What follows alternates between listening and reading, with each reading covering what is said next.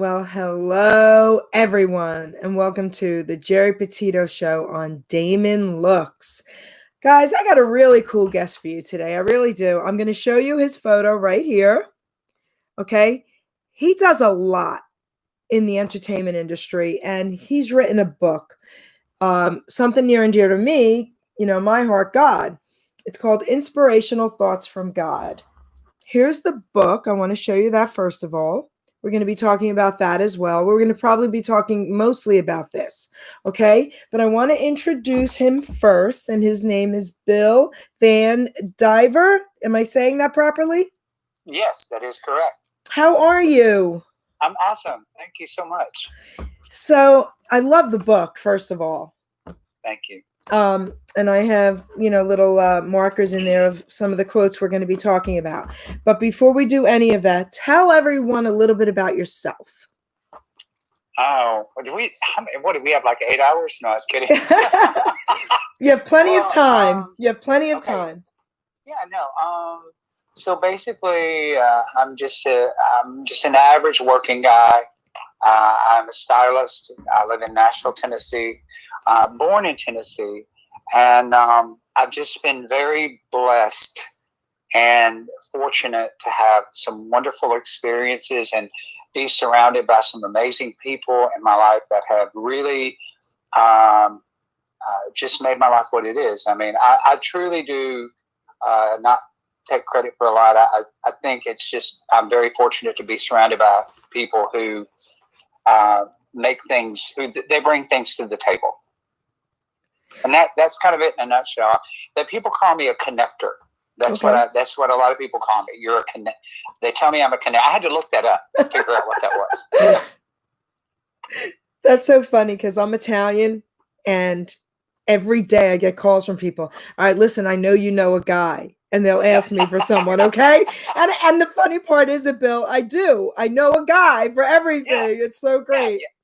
They're like, I get that call. Like, I know you know, or do you know? I'm like, yeah, I do. And then so a lot of my friends, that's kind of and I thought that was someone who I thought it was called networking, but that's old slang.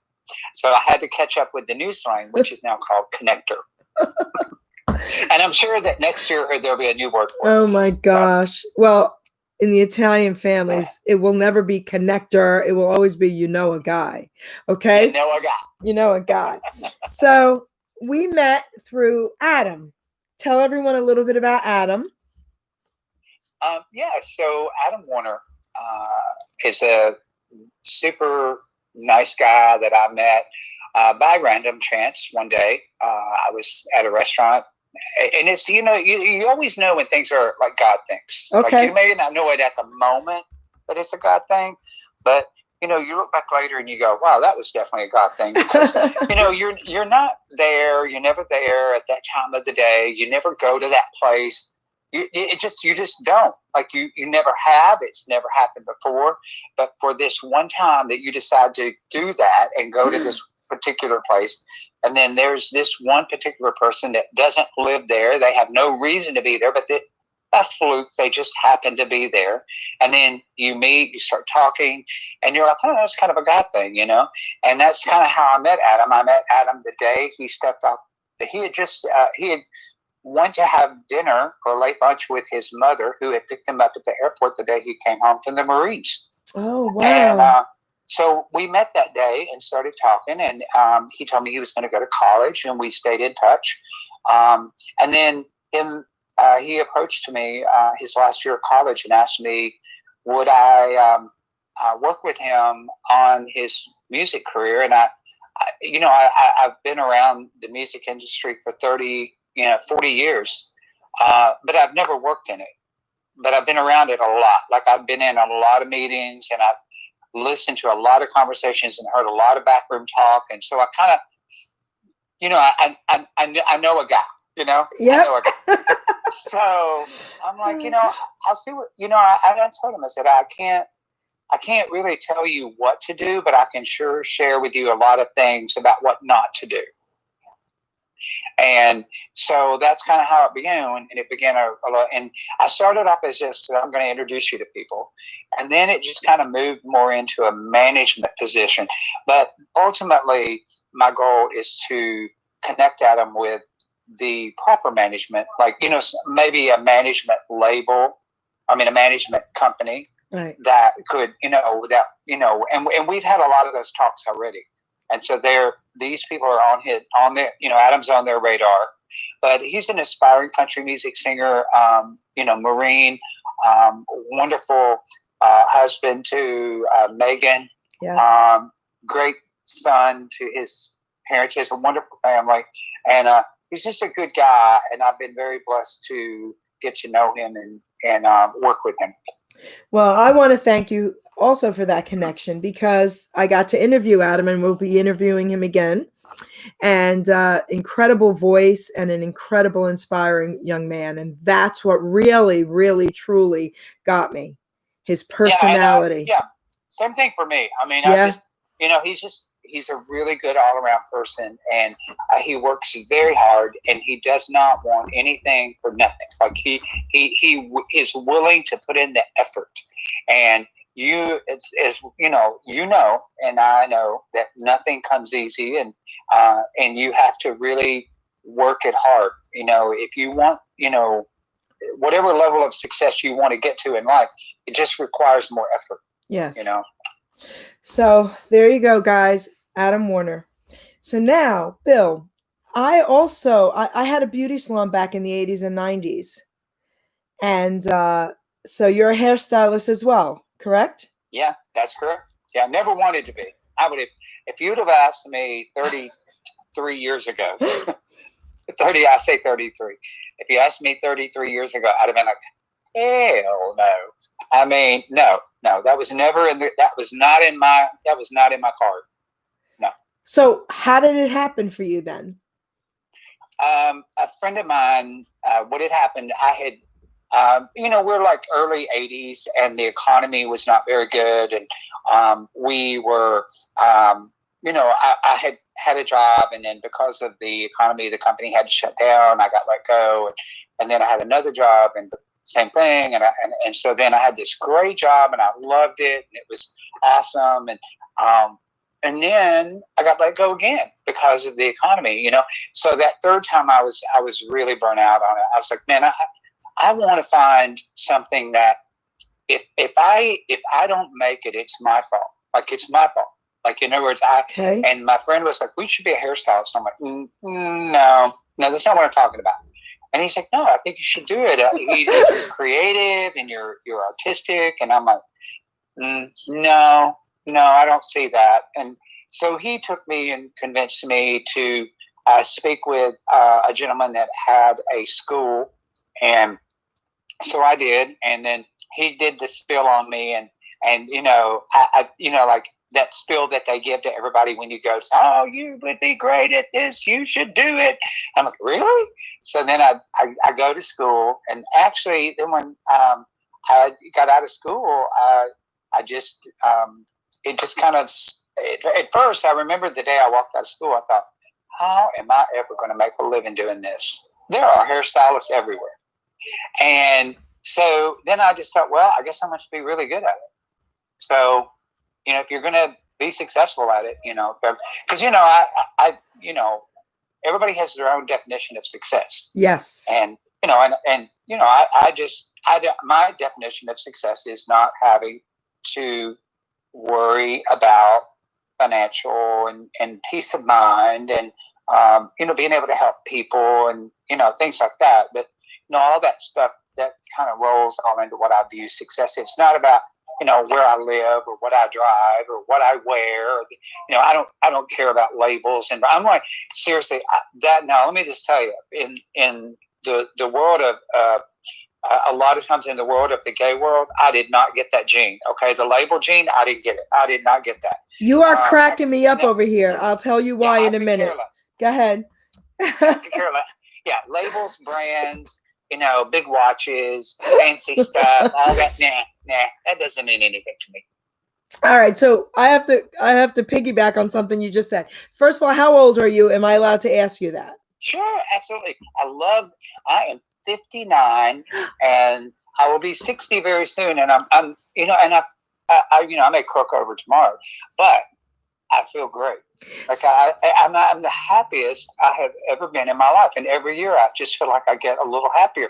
And I'm kind of there's a little bit of concern, like when is this going to end? Am I going to like turn 60, like really turn 60, and then be like, oh, or am I going to keep just getting happier? Because I do find as I get older, I just get much more at peace with things and just a lot more happier.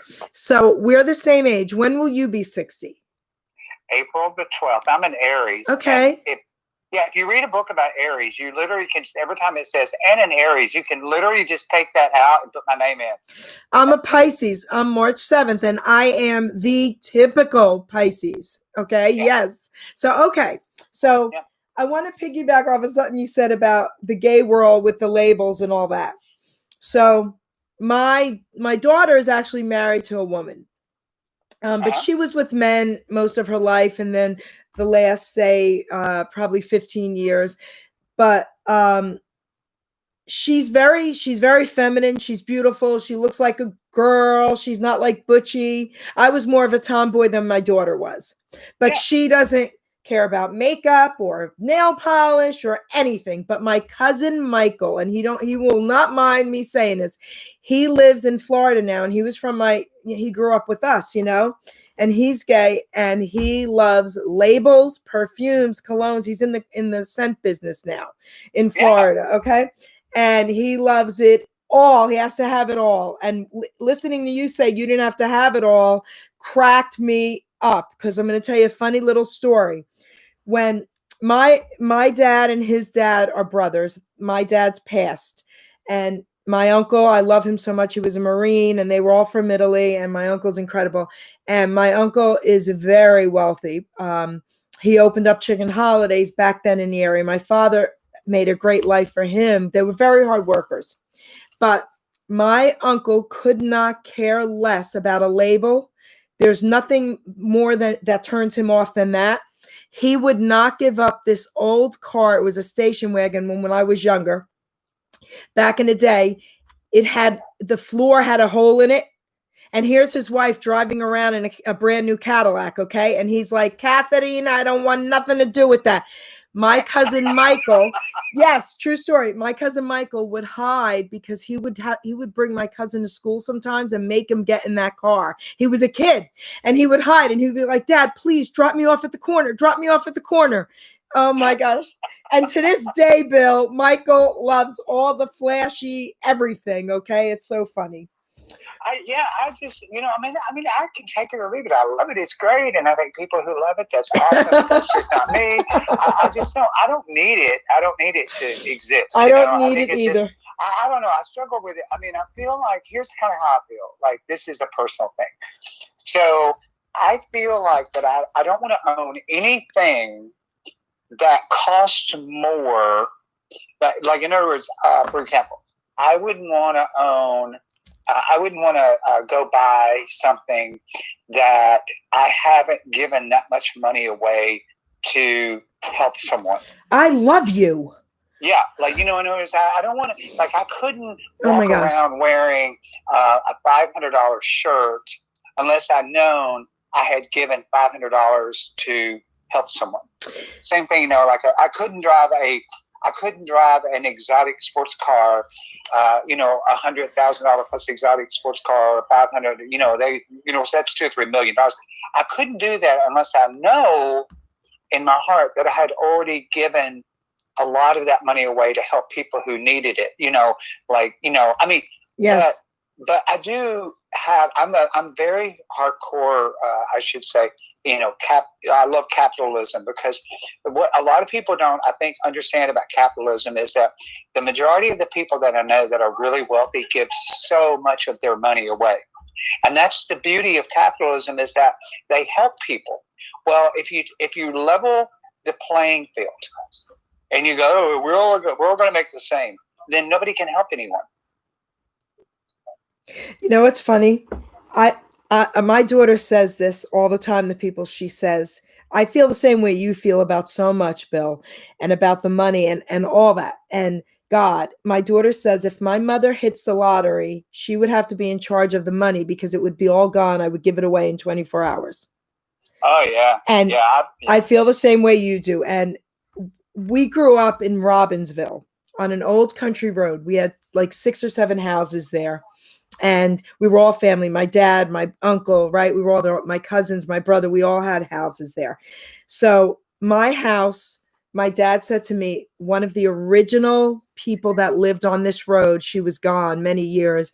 She had built this small little house. And he says, I would love to get this house for you. Do you want it? And I said, yes, only because it's at the end, because I didn't want to be near all of them with all their big houses because they were crazy.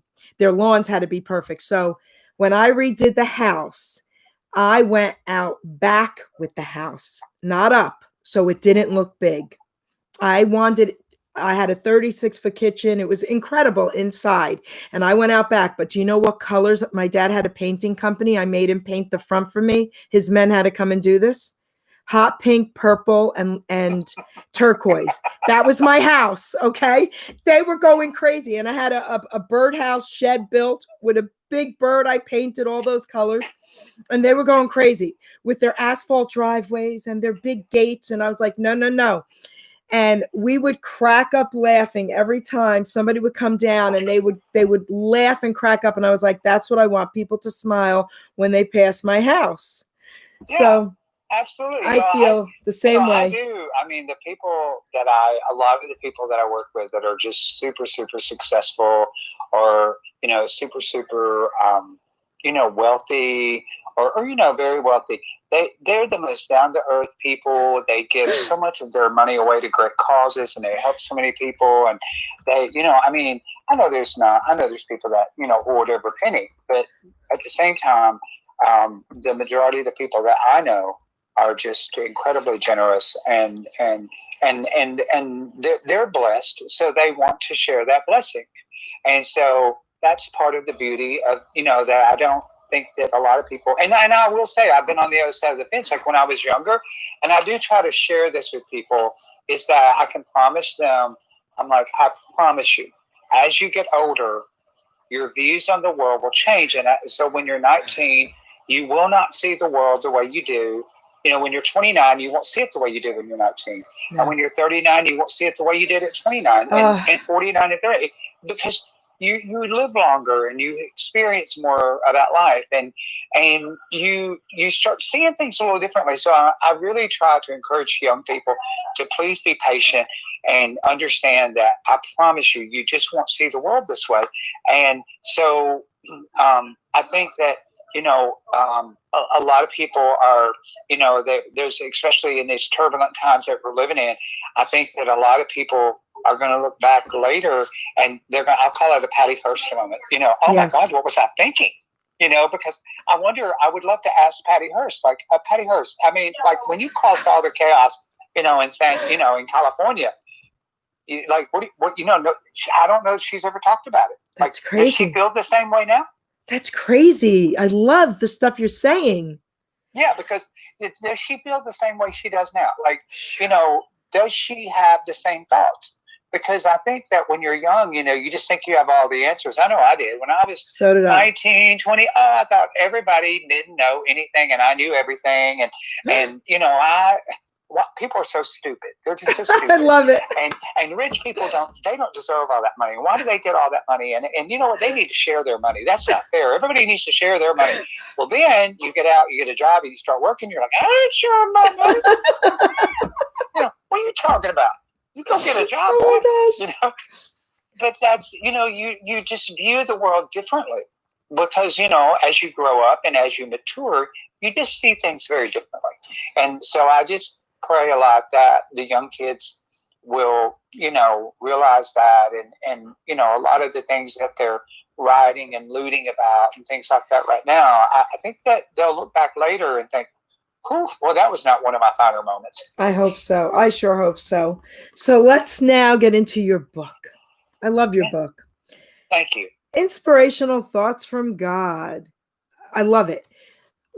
What made you write this book? I wrote a little, I read a little bit on the back what you were saying, but I want you to tell the audience what made you Yeah. write this book. Well, okay, so I always tell this when it came down to the book and how it got published and everything. The bottom line was I got a call one day from the publisher saying, "Okay, we need to know what to price your book at." And I'm like, "Well, geez, I don't really know because I didn't really." I don't consider myself that I wrote this book. I literally just wrote this book down. This book was spoken to me, and I just wrote it down. So I don't really know. I said, "Can I just give it away?" And he goes, "Well, it has to have a price." And I'm like, "Yeah, because if it's free, it'll be like, no, it'll be like, oh, this not any good. It's free. It can't be good. It's free." So I said, "Okay, well, what do books like this sell for?" And he said, $14.95, $15. I said, "Okay, that sounds good." So what we did was we priced the book at $14.95, but then I donate all the sale of the book away. I don't keep it. I don't keep any money for this book at all. I never have. What I do is I take the sales from the book, and then I buy copies of the book from the publisher, and then I give them to like bookstores, and then they sell them like nonprofits. They sell the book for profit. They keep all the profit. They keep all the money. Like I just go in and like here's a dozen books, and then they sell them for $14.95, and they just keep it all. And so for women's shelters that have the thrift stores or bookstores and things like that, nonprofits or but I don't take any money for this book at all because I don't feel I should, because I did not write this book. I just simply wrote down what God spoke to me and told me to write. So again, I have to piggyback off of what you just said. Listen, we could be brother and sister. My book, I'm not an addict. I'm just an ass. I'd rather be a smartass than a dumbass, because 29 years ago, Bill, I was a dumbass. 29 years later, I can honestly say I'm a smartass. Janie's in the chat room and she says I'm cracking her up. This book has cost me thousands of dollars. You know how many copies I buy and send to everyone? It's to help with addiction, with recovery, with life. And every time I do a show or whatever, I'm like, okay, guys, if you can't afford the book, let me know. Do you know how much this book has cost me? Because I give them away free. I do the same thing as you. But you know what? I feel the same thing. God wrote my book. And I've said that from the beginning. I did not write this book. God wrote it. So listening to you talk is just crazy because I hear myself. But I want to tell you my favorite one quote in your book, okay? That's good. Okay, so it's actually back to back. It's on page 80 and 81. This is my favorite. Stop trying to do God's work. God has an incredible sense of humor. Don't be serious. Well, I just read the cover of my book, so I know he has a sense of humor. And my face is on the donkey, okay? So I love this. So tell me how this came to you. Stop trying to do God's work, and God has an incredible sense of humor. Don't be so serious. Tell me about that. So stop trying to do God's work came from, that was, again, all this was spoken to me. And it was this story. There's a very, very long story on, you can go to the website, inspirationalthoughtsfromgod.com, and you can go to the website, and on the website, it will tell you this there's a short version. And then my web designer was like, okay, Bill, when I sent him over the story, he's like, this is just entirely too long. What is this, like 50 pages of just a story about the book? And I'm like, yeah, but there's like a long story. And he goes, okay, give me a cut down short version. And then what we'll do is we'll put that up. And then if anybody wants to dare and read the long version, we'll have the long version. So you can scroll through the book and you can actually look down. And then when you look down, you see, if you want to learn more, you can go to more. So how this would come about was that God would just speak to me and he would say, I want you to write this down. And I don't know if it was because of what was going on. I was in the middle of cancer treatment when I wrote this book. I had head and neck cancer. And I was in the middle of chemotherapy and radiation. Or I think I was at the end of it when I began to write it. So because that was going on, I was struggling. I wanted to go. insisted on coming to work every day. I insisted on getting up. I did. During that time, had actually just been chosen to be one of the celebrity dancers in this event here in Nashville called, it's the national version of Dancing with the Stars. And it's a fundraiser. And they were like, well, are you going to be able to do it? And I'm like, oh, heck yeah, I'm going to do it. And so, I would go to like cancer treatment in the morning, and I'd go to dance classes at night. And you just do it because you got it. And I think though that's kind of what kept me going was that, Wow. there was no time to stop. And so I just kept going. So when stop trying to do God's work, that is the controlling aspect. We all want to control. We want to control everything. And the control is God's work. It's not our work. So we have to just let that go. We've got to let the control go. And I still do it to this day. I'm like, okay, now what am I going to get done today? Well, I'm not going to get crap done today. What I'm going to get done is what God's going to let me get done. That's what I'm going to get done. I can make a list, but I used to beat myself up for all the things that I didn't get done, but now I don't worry about it. I get done what I get done because whatever I get done was what God wanted me to get done today. It's amazing. Absolutely amazing. I love how you just put all that. And you're absolutely right. So yeah, so I don't beat myself up for what I don't get done or what I don't have or what I don't do. I don't worry about that, And then when I say God has an incredible sense of humor, that really was because there were many conversations with God, and people have this thing like I've had friends go, so what kind of drugs were you on when you were talking to God? Because I think you got. But seriously, I can tell you, it was just a conversation exactly like you and I are having right now. It was, and the sense of humor is quite funny. Is that because we think we're in control? We think as human beings that we're in charge of everything, and we sometimes think it's all about us and it's all about this moment. And it's what you find, and that's what it humors him. He thinks it's hilarious that we think we're in control, and that and he, so many times he would remind me of that, and what I remember in the very first conversation that I had, in the very beginning, because I was like, great, now I'm hallucinating that I'm talking to God. And he laughed. And he said, but you are talking to me. Yes. He said, you did. He said, did you not get down on your knees last night and pray to me to come and tell you what to do? And I said, well, yes, I did. And he goes, well, okay, here I am. Why? I mean, I'm here. You're not hallucinating. I'm telling you what to do. And so then it was after that moment I was at a real, very depressed, very upset, because cancer was not in the plan, right? That was not in the game. And I was at the peak of my career, and I had all these things going on, and I was just too busy to have cancer. That was not part of the game, and but so it was a real setback, and it really humbled me a lot, and it made me realize that what, I'm not in control. And so then I kept he kept trying to drive the car, but God kept saying, no, you're not driving the car, I'm driving the car.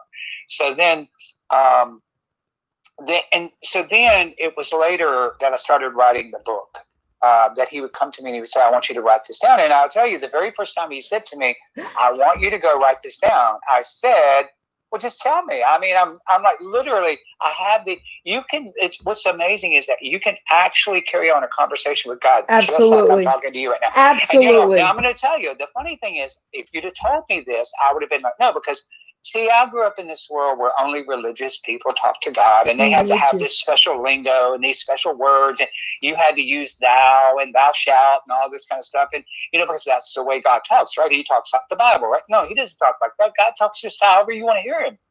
And you just got to talk to him, and you got to open your mouth and just talk to him. And he's going to talk to you, and he's going to listen, and he will talk back to you. And you have to listen. You have to open your heart, and you have to open your ears, and you have to listen to what he says. And so when he came to me about this book, I was like, well, just tell me. I mean, just tell me what you want me to write down. And he's like, no, I'm not going to tell you because you have a horrible memory. You don't remember anything. So go get a pencil and write this down. Oh man. So I literally, I did. I went and I'm like, okay. Like it's like having an oddball, like the odd couple. Like we're having this argument about it. So I go down, I get the pen, paper, and I'm like, okay, what do you want me to write down? And he goes, all right, write this down. The answer, it's the very first thing that I ever wrote in the book. The very first thing. The answer to all problems begins with prayer. That was the very first thing he said to me. So I wrote it down. I'm like, okay, he's just reminding me that I need to pray about this every day. And I'm like, okay, no problem. I'll write it down. And then it was more. And then it was more. And it was more. And he just kept talking to me more. And he kept talking to me, write this down, and more and more and more. And I'm just like, what in the heck are we doing? And my office looked like there were sticky notes everywhere. There were notepads and sticky notes, and there was notes on my phone and notes at work, and I had them all in order. I had started numbering them because I thought, well, I kept saying to God, what am I doing? Just write it down. Just write it down. Because I'm very defiant. What am I doing? Just write it down. So I did. And then one day, a friend of mine came over to the house, and she's like, "Ooh, what's going on in here?" And I'm like, yeah, I don't know. I have no idea. God's just talking to me. He's telling me to write this stuff down. I'm writing it down. She's like, oh, okay, this is interesting. So are you smoking some good pot these days? And I'm like, no, what is it? Look, everybody's like, but I would have said the same thing. I mean, because me, I'm a gay guy, I'm a hairstylist, and I'm talking to God. Yeah, he's crazy. I would have thought the same thing. Yeah, because God doesn't talk to people like me, right? I'm a homosexual. Oh my God. God. He doesn't talk to me. God doesn't talk to me. And that's not true. That's not true. And he still does. But you have to get, it completely changed my way of thinking, and it changed my perception of God and who God was and did he even exist? Was he real? Was God real? We read about him, and was he real? Is he real? We have all these thoughts in our mind, but when you start looking back over your life, that was a God moment, that was God moment, that was God moment. Because I wrote in the book, he said to me, we use words all the time, like, everything happens for a reason. Everything in life happens for a reason, right? But then we turn around and still use words like coincidence. Well, that's a coincidence. So that's an oxymoron. You're right. Everything doesn't happen for a reason, right. And things are coincidences. You're right. It's a God thing. So that was the deal. It was so then I just had to learn that I didn't have to be anyone other than Bill Vandiver. That's all I had to be. I didn't have to be perfect. I didn't have to be straight. I didn't have to be, I didn't have to be anything. I was enough. And that was the first time I ever learned that I was enough. Because I had always thought, that I never was enough, or I never would be enough, or, whatever. And then one day you learn that, you start having a conversation with God, and you start talking to him, and then he makes you realize that, what you are, that's enough. That's enough. That's you don't have to be anything else for me. And you certainly don't have to be anything else for anybody else. Well, I want to share something with you about my relationship with God and about humor and all that. So I changed my life. I asked God to completely transform me 29 years ago. And I remember growing up in New York as a Catholic, a child, and we made our confirmation and communion back then really young, and it was all craziness to me, and I was young, and I might have been maybe in 4th grade, and they brought us in that confessional booth and made us go in this dark room and kneel, and this voice came, and I remember him saying, say, bless me, Father, for I have sinned, and I said, you're not my father. Well, I got in trouble. And I remember going home crying, and I said to my mother, Mommy, why do I have to tell that strange man in a dark room that I was bad? Can't I just tell God? And she said, yep. And Bill, from that moment on, it was like a light bulb went off in me. From that moment on, I started talking to God only and not religion and none of that nonsense, right? Well, 29 years ago, my life came crashing down with drugs and I gave it to God. Can you hear me okay? Yeah. Okay, because I hear a little static. Let me. No. Yeah, I can hear you. Okay. Okay, I hear some I'm at background. work, so there may have been something going on. Okay. So anyway, so I asked God to change my life, and He did. He transformed me 29 years ago. Okay. Having said that, about in 2016, I got a tap on my shoulder in bed, and God said, "Write your book." And I giggled and I said, "You want me to write the book?" And He said, "Write the book." So I said, "Okay." So I wrote the book. Well, God wrote the book in 3 weeks. And a friend of mine had to come and put it on the computer for me because I'm not great with tech and I hand wrote it. So she put it on the computer and she says, "Jerry, we're going to send it to so many different publishers," because her uncle has passed away, but he used to be a publisher. And she said, "It might take years. We're going to send it to about 20 publishers. They might like it, they might not." And I said, "Oh, no. We're only sending it to one because God wrote the book." That's what I said, Bill. I said, "We're sending it to Simon and Schuster. God wrote it." She goes, "Okay," and laughed. Well, she emails it to them. 5 days later, we get a 3-way call, Simon and Schuster. They said, "We love your book and we're publishing it." So that's how that happened, because God wrote the book. So I decided that I wanted it to have humor also for the addict. And that's why I drew the donkey, a pink and purple donkey, and I put my face on it. And I got criticism from a lot of so-called Christians because I used the word ass. And how could I talk about God in my book and I have a donkey and use the word ass? I said, "Listen carefully. God has a sense of humor. He made me. And I was an ass. And the word ass is in the Bible and it means donkey." So I had to deal with all that nonsense too. People are so critical and judgmental. And when it comes to God, they think, like you said, "Thou art," and all that nonsense. God wants you to have a conversation with Him like you and I are talking, like you would talk to your parent. And that is it. And, I'm going to tell you one more cute little funny story about a pastor friend of mine. He's still in my life, him and his family. They moved away, but I still talk to them on a regular basis. And I always say this to people: God already knows what I'm thinking and He already knows me. So why would I want to hide anything? Because God already knows. That would only make me a liar to man. You know what I mean? So I don't care what they think of me. I only care what God thinks of me. And He already knows my thoughts. So I'm a huge Elvis fan. Okay. So God, something happened with 3 people that I had to forgive. They did terrible, terrible things. And I believe 2 of them have something to do with Satan. So anyway, I had to walk away from these 3 people. And my pastor came over because I went to 2 services that week and they were both on forgiveness. So I'm like, "What's going on? Do I have to forgive them?" So my pastor came over and he was like, "Joe, listen, you have to forgive them, but it doesn't mean they have to be in your life."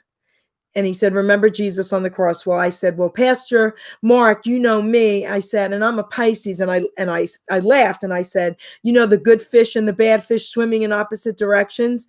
And he goes, "Here we go." And I said, "Yeah, the good fish absolutely wants to walk with Jesus, but that bad fish really did want to sleep with Elvis." And he cracked up and he said, "Only you would say that to your pastor." And he said, "God does have a sense of humor." And I said, "He sure does, because He made me." And, I love my relationship with God.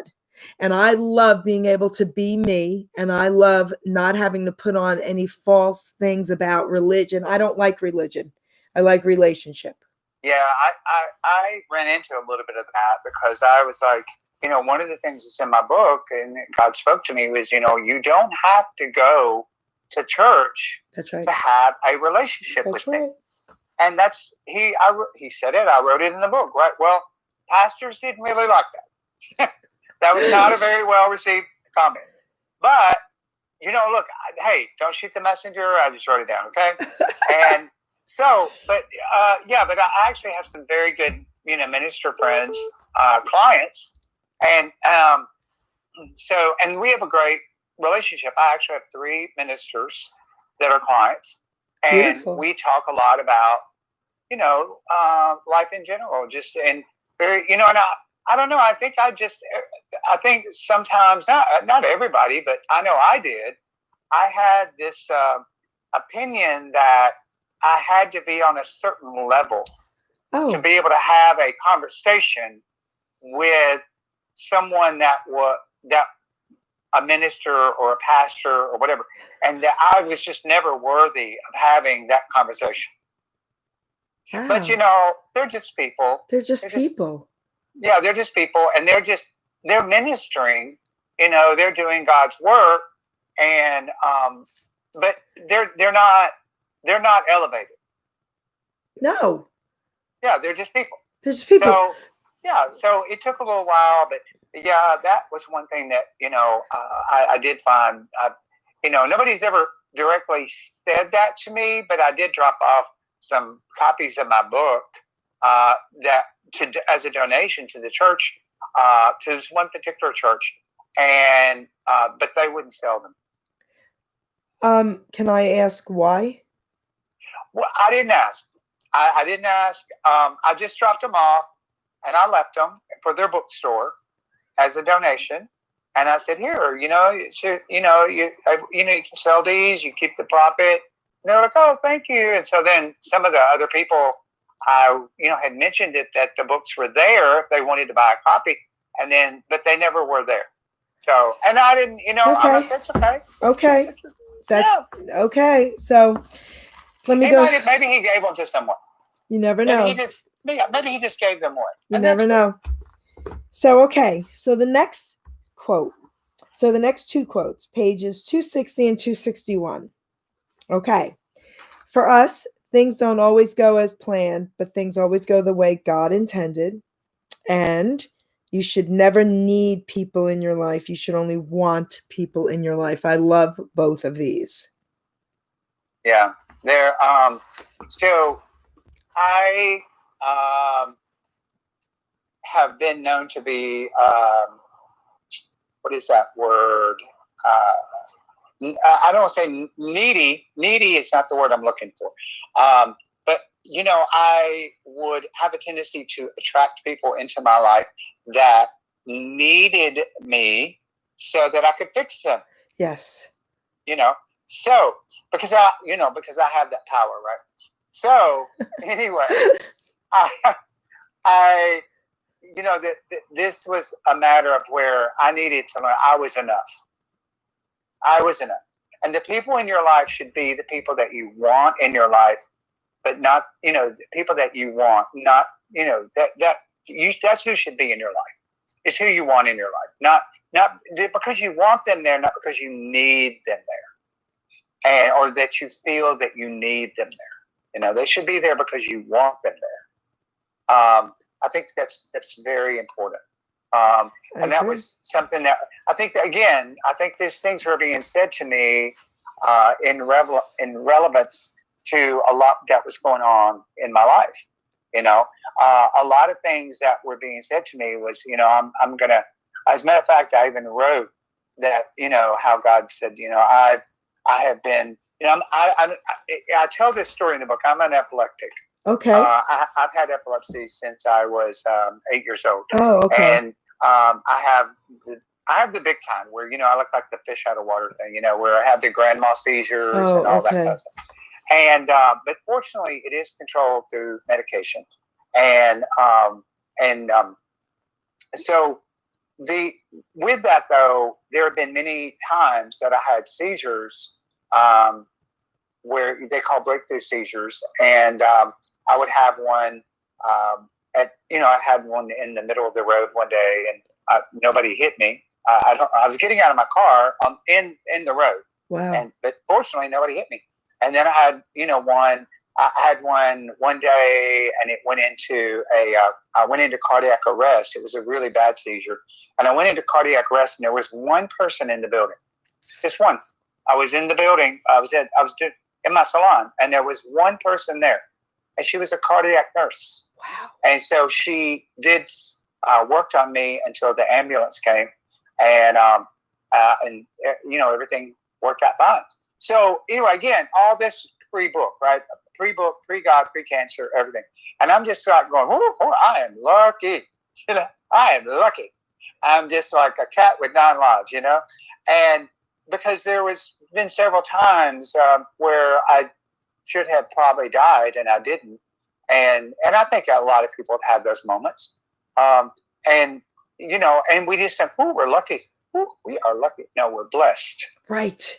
We're watched out over and we're blessed. Right. And, at that time, it just wasn't your time. And, I do think that, what I remember this show, and there was a line in the show, and it was like where it's like a buzzer would go off, and it was like, your time is up. And I think that's how time is. It's like, your time's up. Time for you to go. But so it's just not that time yet. So anyway, I just feel like that having the epilepsy and having the seizures, wow. I just never knew that God was, and he said, I've been trying to get your attention for years. And he had been. But I would be just always like, let's get back up and get going again. And so the cancer stopped me right in my tracks. I mean, it was like a wake-up call. Like, oh, wow. Okay. All right, now you have my attention. So wow. That was, and that was, and then that's kind of what brought me to my knees. And I had to really determine, what my next, I had to really ask for help at that point. Anyway, it was a very, like I said, it's an eye-opening experience. And for me, and again, I'm not, I've never been in the church. I actually had never even read the Bible, but I have since read the entire Bible, the King James version of a study Bible. I read it front to back. It took me 5 years to read that thing because I'm like, what the heck does this mean? And you have to go back and read it again. So it took me like 5 years to read it. Well, because I wanted to read it. Well, God was right then by telling you, just go write down what I'm saying now. Yeah. Oh, yeah. He knew. That's so funny. If he told me, because he told me, he was like, you'll never remember this. I didn't know what. Go write it down. That is great. So, all right. So let's talk about another thing you wrote in here, and then I'll also let you tell everyone how to get in touch with you as well, if you'd like to. Sure. Okay. So there's a couple more we're going to be reading, but let's talk about this one because I love it. So pages 132 and 133. Stay alert. You never want to miss what you were meant to see or hear. And then on page 133, the 3 best sources to find God, the Bible, your heart, and prayer. The 3 best sources to find God, the Bible, your heart, and prayer. Love it. And stay alert. I love it. Yeah. And again, I couldn't have told you that the 3 best sources to find God. You need to, the Bible, I'm actually, the Bible was written by man. There are some things in the Bible that, we don't know. I mean, we don't know if that's, exactly what God said, if that's exactly what he meant, is that exactly what he was saying, because again, that Bible was, written by man. And as well as I do, that anything a human touches is going to be tainted because but wait, they're going to put their twist to it. But wait, I have to say something. About that. I'm glad you brought that up because this is what I say to people who say that. And think about this. We don't have to. You don't have to respond right now, but ponder it, okay? And then, of course, talk to God about it. So I've done major Bible studies over the years, blah, blah, blah, blah. Okay.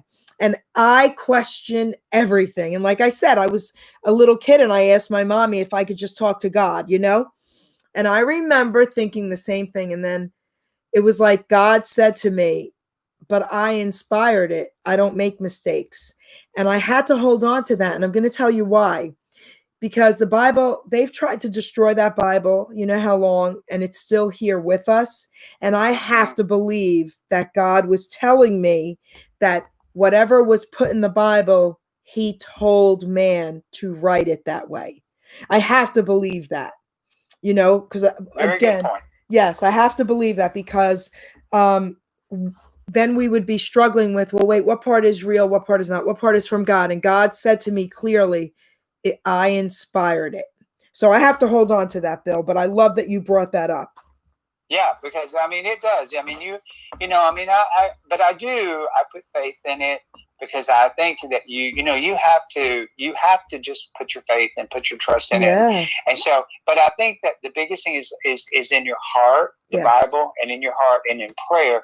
And I think that when you pray, and I think that and there's a in here is the best way. What is the best way to pray? You pray with your heart. Yes. Yes. So, and he said that to me. I wrote that in here somewhere. It's one of the things that, but you pray with your heart, and and then staying alert, because I think that a lot of times, again, say alert because because I was never alert. I was just tuned out. Like I was in my own world, right? I wasn't listening. I wasn't listening to what God was telling me. I wasn't hearing what he was saying to me. I was just in Bill's world. Gotcha. And so then after I hit the cancer wall, it really woke me up and made me realize, I'm like, ooh, boy, I need to be more alert. I need to listen more and hear. I need, I need to be more attuned to what's going on around me, and be more aware and be more appreciative and more thankful, and not just take everything for granted and act like, oh, well, tomorrow's going to come. Tomorrow's not given. Nothing is given. Beautiful. So I have two more of yours to read. All right. If God puts a moment in front of you to do something great, take it. And this one I love. God protects us from ourselves first. Talk about both of those. Yeah, he certainly, there have been many, many times that I have put myself in very, just not so good situations. Yes. Because I was just, I was out there and I shouldn't have been where I was at the time, or shouldn't have been doing what I was doing at the time. And so, but he watched that over me, and he protected me. And, I have to tell myself that a lot when I get on a plane. I'm not a big fan of flying, although I do it, but I get on the plane, and then I wait. I have that conversation with God, and I go, and I really want to feel his presence on over that plane. And once I feel his presence over that plane, a calmness comes over me. Same thing in the car when I'm driving to work. I actually do it every morning when I'm driving to work. I ask God to put his hand on my car and get me to work safely. Beautiful. Because once I feel that presence around me, I feel safe, and I'm like, okay, it's going to be good. Everything's going to be fine. I love it. So the last one, which I absolutely love, God created me to love, create, motivate, and help those around me. Yeah. That one touches home with me, because I think that was really what I have always been about, was to create things. My grandmother, whom I only knew until I was 6 years old, but she inspired me so much. And I can remember every detail. I'm almost 60. My grandmother died when I was 6, and I can remember every detail about my grandmother. I can remember everything about my grandmother. And she was so wonderful, and she was she had an amazing personality, and she taught me. She was an artist, and when I say she was an artist, everything she did with finesse. Whether it was cooking, hunting, fishing, sewing, painting, it was whatever she did. She was an artist at it. she did it with finesse. It was beautiful. And everything, she was really good at it. So to me, I just watched her, help so many people. And through, I remember that about her. She was an artist and she was creative. And then I feel like I have never, ever, ever given anything, and that not necessarily being money, time, energy, and sometimes you have to look for it. Like you have to sometimes look for the good in people, but sometimes you have to look hard. Sometimes you got to look really hard, and I even wrote it. Sometimes you may have to even make it up, but it's there. You just got to find it. You just got to find it, and look for the good in people, and then go beyond that, and try to find the good in people, and then give, and just give, and sometimes, sometimes it's incredible. I don't know if you've ever had this happen or not, but it's pretty incredible when you know that someone is not happy with you, and you're like, well, hey, how can I help you today? Sincerely. Oh, it just eats them alive. So wait, I have to say something. Okay. So my daughter said to me a couple years ago, we were at a grocery store, and my daughter was so aggravated because the clerk wouldn't smile and wasn't very nice and was just like throwing the stuff like rough, whatever. And my daughter was like breathing heavy, and I started smiling, and I said, how are you today? You should smile. I bet you have a beautiful smile. And it made the person smile. And we walked out, and my daughter said, oh, mother, the one thing I wish I was more like you is when people are rude to you, you're super nice back. And Absolutely. I said, because you don't know, I always think this, Bill. I say, I don't know what went on today in their home. I don't know what happened last night. I don't know what their life is like. I always try to think that way and bring a little smile to that person if I could. Well, you know how, like, when you're driving down the road, right? This is a great example. You're driving down the road, and, you're going the speed limit, and all of a sudden somebody blasts out beside you, right? I mean, they just blow out around you. Like, they're going, what are they going, 100? Yes. What? Crazy, risking all of our lives. Well, what we don't know is what phone call maybe they just got. Right. Maybe their child is at the hospital. Right. Maybe their parent is about to die. Right. We don't know. We really don't know where they're at that moment. So that's what I tell myself. More than likely, they're just trying to get to hell home early. But but you don't know. But you don't know. You really don't know. And so you don't know what's going on with them at the moment. So instead of being judgmental and being like, because you can make this choice right then. You can make that negative or positive choice. Am I going to make the positive choice and go, well, maybe something bad has happened and they need to get there by, and that's why they're speeding, and that's right. why they're putting everybody's lives in danger? Or are you going to make the negative, Debbie Downer? I guess I shouldn't say Debbie Downer because, I guess there's the big thing about Karen now. Don't be a Karen. But Debbie may not want her name used that either. Debbie Downer. Sorry, Debbie's, all Debbie's. I'm so sorry. But you don't want to be that person, so you just you have to make that split second choice. So we're coming to the close of the show, Bill. And first of all, I want to thank you for this incredible interview. You are such an inspiration, and you are such a beautiful person. You absolutely are, inside and out. I felt a connection with you as well when we first talked. So I am so happy that God put you in my life through Adam, and now here we are today with this great interview. I'm going to give you an opportunity to let everyone know again how to reach out to you to possibly get your book. And then I'm going to close with a poem I wrote about God. So awesome. You have the floor. You have as much time as you need. Tell everyone whatever it is you want to tell them. Okay. Well, actually, the best way to get in touch with me, because you can go to Inspirational Thoughts from God, and you can go to the website, inspirationalthoughtsfromgod.com, and there is a link on there where you can message me and send me a message. And I'm going to be honest with you. I don't. You know how you have all these emails and you don't even know where they go. Yes. Like I think that one comes to my email, but so I mean I don't know. That would be my IT guy, Richard. He's been like my IT guy for 20 years, and I think he directs all those emails to my main email. But my main email is bill@theedgesalon.com. That's where most people email me at, bill@theedgesalon.com. And, you know, you can find me also on Facebook and Bill Vandiver. The Edge Salon is on Facebook. You can also, you know, I answer a lot of Adam's emails that come to Adam Warner. So if you haven't checked out, if you love country music, Yes.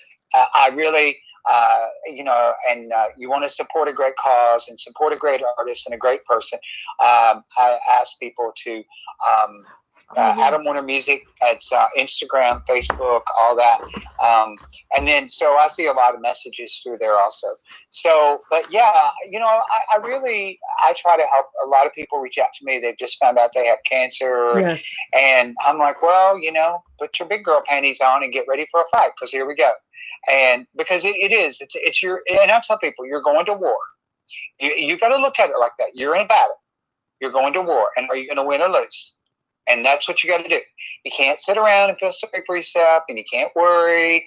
You got to have a plan of attack. You got to be aggressive, and you got to already see the outcome before it happens. You got to go into that thing with all your guns out, and it's just something. I mean, and you'll get through it. You'll live through it. It's tough. It'll make you tougher. You know, and again, if God says your time is up, then hey, you know what?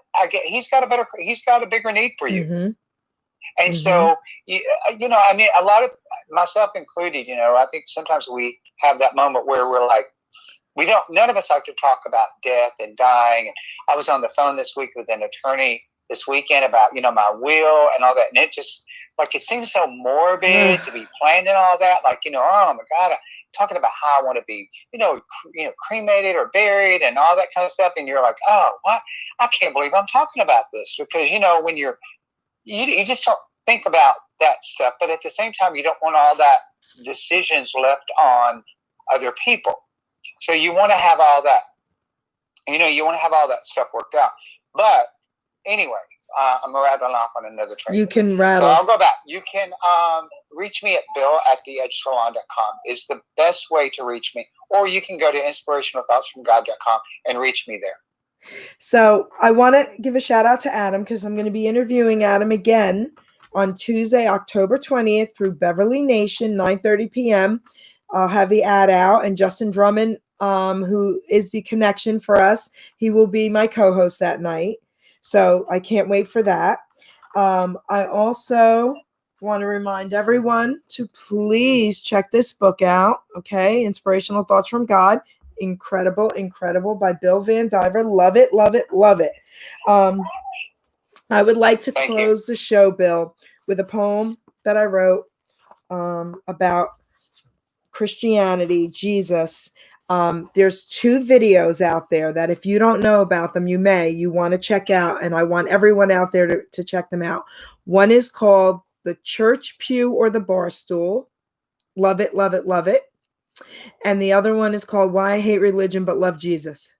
They're incredible. So Bill, check them out, okay? So here goes. Christianity. So many religions have surfaced today. Most of us wonder which one's the right way. Being brought up Catholic, I wasn't a fan. I always struggled with listening to man. I just wasn't buying the crap that they said. My salvation's in Jesus through the blood he shed. Not sacraments or giving cash, confessional boots, and Wednesday's ash. These rules they speak of are all man-made. If you open the Bible, man's words will fade. You won't find them in there because God said it clear. You won't work your way into heaven, my dear. Most big religions have put God away. They want your alliance and what you can pay. Jesus nailed upon that cross before his last breath he took. His words were spoken for us to hear. It is finished, and left us his book. I tell you the truth, there's only one God. When you take your last breath, he'll greet you and nod. I hope you are ready to meet him that day. I want to hear him say, well done, instead of casting me away. My works are just worthless. I'd end up in hell. That's why he sent Jesus. Now in heaven, I'll dwell. So I want to thank you again, Bill, for an incredibly inspirational interview. And I am Thank you. Thanks truly for having blessed. me. I'm truly blessed to have met you. No, I feel the same way, and I can't. I know that one day our paths will cross, Yes. like in person, when we get out of virtual world. And Yes. so I look forward to that. Me too. Thank you, sweetheart. Thank you so much. Okay, take care. Goodbye, All right. everybody. Thank you. All right. Bye-bye.